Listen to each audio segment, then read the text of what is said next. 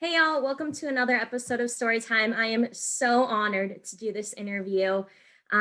He is a former Sun. He is now a player, mentor, coach with the Warriors, Leandro Barbosa. He is an amazing person. I actually worked with him for a season with the Suns, and I'm so excited to catch up with him, and I hope y'all enjoy the episode.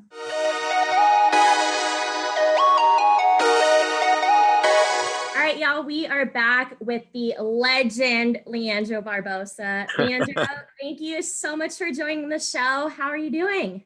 I'm doing well. I can't complain. Thank you for you to call me the legend. I'm not the legend, but I'm happy to hear that. How are you doing?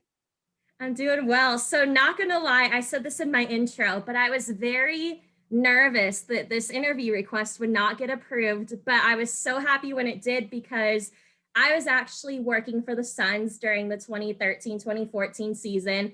I have a Mhm. picture from a long time ago. We did like a fries food store appearance together. So, I have Right, been right. so eager to catch up with you. So, I guess my first question, it's COVID, it's 2020 or 2021 now. Y'all are trying to have a season. I mean, just how has it been for you? I know you're on the player mentor coach Right. side, but I mean, just for you, how have you been dealing with trying to play during this crazy time?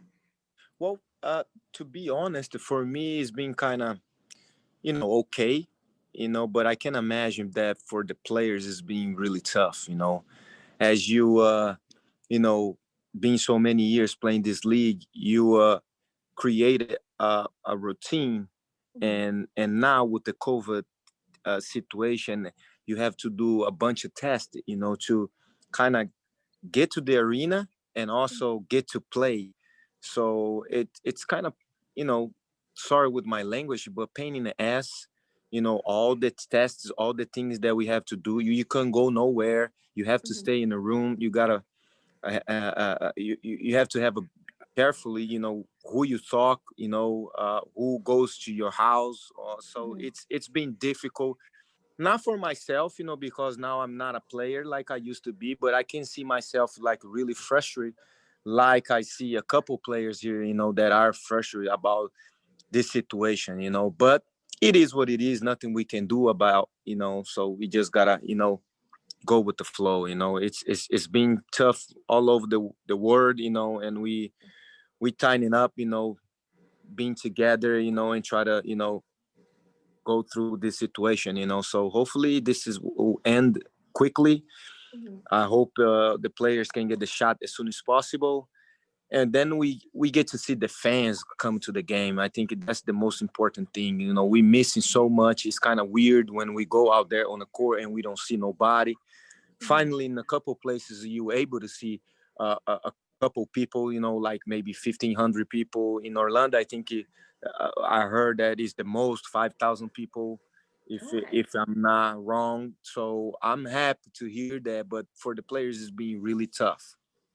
And I have, this was not a question I'd planned on asking you, but ASU and U of A played the rivalry for Arizona colleges last night, and ASU just got their butts handed to them. They've had a really rough season. I'm a Sun Devil, but a lot of people were starting to say that because there aren't fans, it is making the players and the quality, just the intensity is not there. So would Not you say it's the same? I know NBA, y'all are obviously a different level than college, but is like, does it affect the level of play at all, just not having that home court advantage? it does. It changed a lot with the, I'll say a lot, the energy. There's no energy, there's no environment, there's no, what we used to be, is not what we used to be seeing, and it's tough, so it just get bored sometime, because you don't see the fans, you don't see the louder of the arena, all the people screaming, you don't see that no more. So I mean, whatever the guys say on the other side of the court, you can hear from the other side. So it's kind of, you know no energy at all, and sometimes mostly on a back-to-back games, it's Mhm. tough. Yeah, I see a lot of the times when we had back-to-back, the guys didn't have energy. We get to the hotel, we have to do the test, and then it's the exchanging time. It's so little things that make difference, and not having your own routine, which you used to for so many years to do that, and now you're not able to do it. Mhm. It just changed a lot. Sometimes you don't get to get nap, before the game, and most of the players are used to do that. Mhm. So it's tough. It's been tough. That's really good insight. And now we're going to talk about just a place that had a lot of energy for you. So back in Phoenix, you Yeah. had three different stints with the Suns. But before we talk basketball, did you were there for a long time. So did you have a go-to place, whether it's like your spot in Old Town that you'd go to celebrate a win, or a favorite restaurant, or a favorite place to hike? Like, do you have somewhere that when you go back and visit, like you have to go to that one place? You talking about in Phoenix? Yeah. Well, there's a lot of places. I've been there for 9 years. Mhm.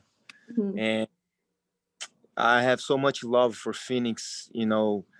Um, the fans, organization.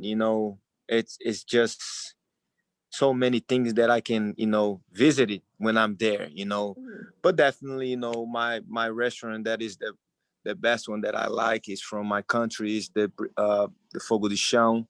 We have one in Scottsdale, and Mhm. I used to love to go in Flemings. In also in Scottsdale, it's kind of across the street of a Fogo de Chão. So I was in between.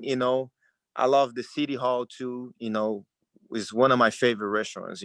So um, I mean, it's just how can I tell you? It's just I miss it so much. There's so many places that I can go. I used to like drive my quads, on the trails that you guys have on the hills. Mhm. So there's so many things that I can go back and think about that I did it, that I miss doing.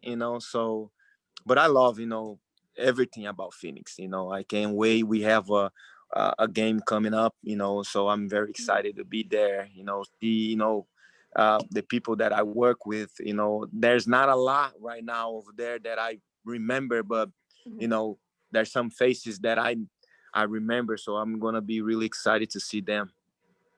You picked all the fancy restaurants that I have not been to because I cannot afford to go there. But Oh, I've all right. heard nothing but great things about all those restaurants you said. And also to the Suns, I mean, that's a really good point where, I mean, James Jones wasn't in the role he is when you were a player, or at least not that I can remember, maybe the last stint. But you're right, there was so much turnover. And now they just redid the whole arena. It's going to be a whole new place when you get there. It'll be kind of stranger for me, to see all the new faces, all the new arena. But James Jones and we play together, so we had a lot together. So Mhm. we kind of talk, a while ago before I retire, that it could be a possibility for me to come and be, a coaching in with the Mhm. Phoenix Suns, and I tried to talk to him and get a hold of him, and I couldn't do that. And then next thing I saw, Steve came up and he made a call, and I'm here now. But like I said, it's so much that I have as far as love Mhm. and appreciate for everything that the Phoenix City gave it to me, all the fans, all the organization that I can't forget about. So yes, I wanted to be with the Suns, but unfortunately it didn't happen. But also I get to see the people that I love that is still there. Mhm. I can say one of the guys that is my favorite man. We always used to hang out. We always used to go out to restaurants. We did it a lot, and we still talking till today, which is that Max. Max is the security guy for the team. So Was he's the he outside the locker room, or like what was his, or was he yeah, on the yeah. bench, or He's I'm trying on to the bench. remember. He's everywhere. Everywhere the players go, he goes. So Okay. he I've he's probably one of seen my him. guys. He's one of my guys that I know him for years and years and years.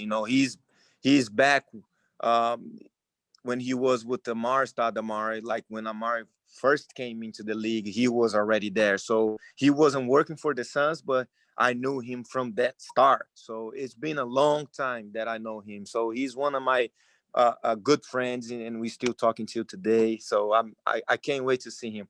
Not only him, I mean, I say Tom Leander. I think Mhm. he's still there. Awesome. I forgot his name. Eddie is there. You know, he's Yeah. yeah. So I remember some people, and I'm can't wait to. That's awesome. And so when I found out that I actually was able to have this interview with you, I knew you were a part of so many amazing teams, but I decided to look up the list of the 5 best Phoenix Suns teams in franchise history. And a part of those 5 were the 05-06 season, the 09-2010 season, and the 04-05 season. And you were a part of all 3 of those. The other 2 were from way before. So I mean, just kind of talk about when Suns fans at my age, I'm 27, so I was too young to remember the Charles Barkley, Dan Marley, all that. But I remember, the Stoudemire, you, Boris Diaw, Steve Nash, Raja Bell, like Sean Marion. I mean, what was it like being a part of those teams that will go down in Suns history forever? Well, for me, it was a dream come true. Unfortunately, with that squad, with that team, we couldn't, bring the championship. I think that's the most that hurt us. That hurt us, because we went so far, and we weren't able to, pull that championship. But I think for me, it was, very important to be with that team and appreciate everything that we did it together. And I think that started when Steve Nash came to the team. He changed the whole plan of the game. And right now everybody's doing the same style we used to do. So there's no more slow game; it's a fast game, and that's what Steve did it, and he did it with the squad that we had with the years that you said, he was the main guy to do what we did. He was the responsible, not only himself, but also, the coaching staff, Mike D'Antoni, everybody was part of that. But it was so happiness for us play the way we used to play. And we had so much fun doing that. Unfortunately, we didn't have the champion, but we got close. So it was fun time. I can't forget about those times. Every time I talk to Steve, we always go back. And we remember things that we used to do together. That we used to go out. It's so good memories that we have. Or with those years that we've been together. So we can't forget about. Yeah, I will remember watching them. I mean, it was just so fun. And you mentioned not getting the championship, and somebody that constantly got in the way of y'all winning the championship was Kobe Bryant. I mean, just anybody that watched the Suns that year knew about the rivalry with the Lakers and just Kobe. And then there were the Spurs with Tim Duncan and all them, but Kobe was constantly a menace to the Suns. So obviously today marks the 1 year anniversary of his tragic passing, but as somebody that got to play against him so many times, can you just kind of speak to, how it was being a rival of Kobe Bryant and what he meant to the game? Well, he's a legend. He's a legend. Well, it's so tough to talk about Kobe Bryant, because to me, personal, he's one of my favorite players, especially growing up, watching him playing. I think for me, he's the only guy that got close to Michael Jordan.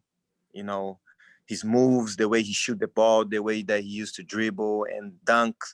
To me, he was the one that really got close to be Michael Jordan, to the style of a basketball that Michael Jordan plays. Um, and like you said, yes, we play so many times against each other. It was so many times that he was guarding me and I was guarding him. So uh, it was an honor for me playing against him so many times on the playoff, regular season, national team. I remember one national team that he guarded me. He didn't let me score.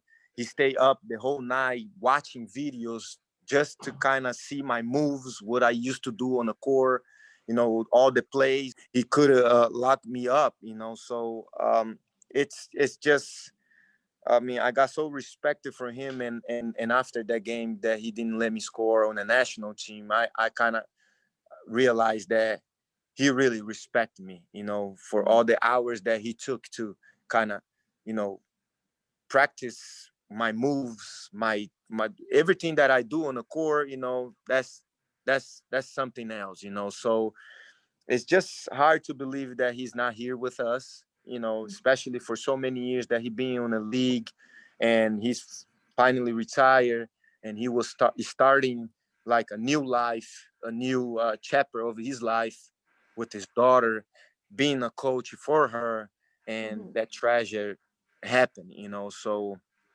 it's just difficult, for me to, talk about that, because I was with him so many times, not only on the court playing against each other, but outside the court, we have so many things, going on. We had a friendship also, and it's just sad, kind of remember that he's not here with us. But you always can think about good things that he left it for us, you know, um, all the great basketball that he played and left for us, the legend that he is. I just, can't say much about it. It's just sad. Every time I think about that, I kind of get a little down, just for the fact that he shouldn't be where he is right now. I think everybody's going, but it was too early for him. Not only for himself, for his daughter also. But we never know what can happen tomorrow. So we gotta always be prepared, and that's how it goes. Agreed. And yeah, even a year later, it's still so emotional for everyone around the game, even me just growing up watching him. But you make a good point. He did leave the game better than he found it. I think what he was trying to do with women's basketball, he really made his mark. And now everybody's, wearing the orange hoodies and everything. So yeah, I do agree that, his mark will be on the game for years and years to come. So kind of to a happier topic for you, because I don't want this to be a sad interview for you, but you mentioned not getting the championship with the Suns, but you did get one with the team you're with right now, the Warriors, in 2015. So when I interviewed Channing, he made sure to like pull the ring out, show it on camera. He was very proud of his Cavs ring. But for you to win a championship, get a ring, and you had been in the league for years already. So how exciting and how fulfilling was it to finally, be a champion? Well, it's a dream come true for for me, for myself, for my family. I never thought that this could happen, especially when I got my first trade from the Suns to the Raptors. Mm-hmm. I didn't know how long I was gonna be with the Raptors, And at the end of the day, the NBA is a business, Mm-hmm. so you never know when you can get traded. You can get traded anytime.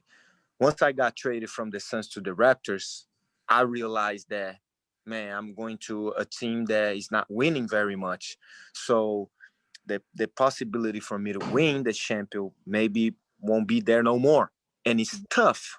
It's hard, because I've been so many times to the final Western Conference Finals, and it didn't happen, And I was going to a different team, which it didn't have uh, uh, uh, the chance to get to the final, to get to the playoff. It was a young team.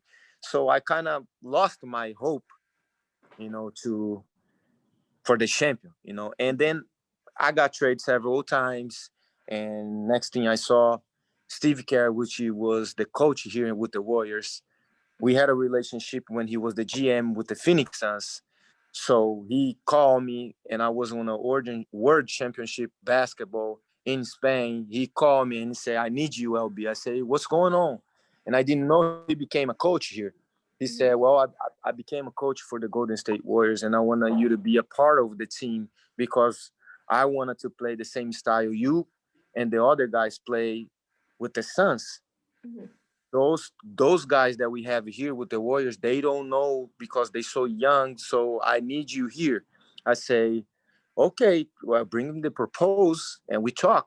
I call my agent and then we discuss this. He say, okay, no problem. The next day I signed the deal. So I came to the Warriors, and I don't think I was supposed to play. I probably would have played for little minutes, but finally I end up playing a lot, and I kind of showed the example that we have with the running gun Phoenix Suns. It worked out well. We had a Klay Thompson and Curry, the Splash Brothers. We were the underdogs. No one believed on our team at that year. And when we got to the after the All-Star break in the middle of the season, a reporter came up to me and said, "What do you think about the team?" And then I straight up said, "We're gonna be champion." And she said, "What?" I didn't ask that. I said, "Well, we're gonna be champion. We have all the pieces that we need. We have all the well everything we need to be there on the final. We have it right now." That's when I felt that it's clicking. The chemistry. We've been family. You know, and I said, "Well, we're ready to do it." And no one believed what I said, right? So days go on. Weeks, months. We got to the playoffs. We beat the first team. We beat the second team. We went to the final. And then finally, we went to the final of the NBA. Then that same reporter came up to me and asked me the same question she asked a long time ago. And I said, wait till we get the champion because you didn't trust me. You didn't believe. So wait a little bit more so you can interview me again. Then we got the champion.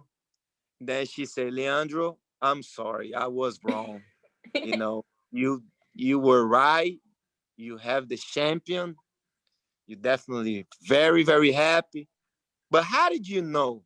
I mean, I said, well, we have everything we need to get to the final. I've been to the Western Conference final so many times, and I saw why we lost so many times.